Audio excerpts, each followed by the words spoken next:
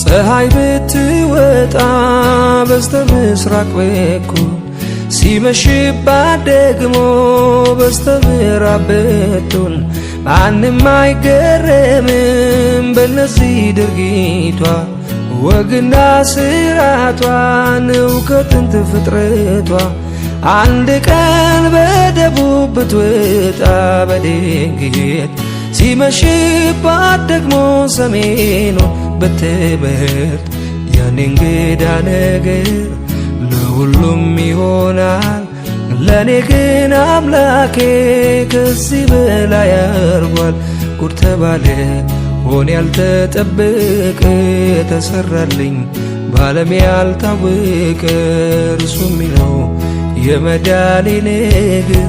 ከሞቴ መትረፌ አያልቅም ቢነገር ከሞቴ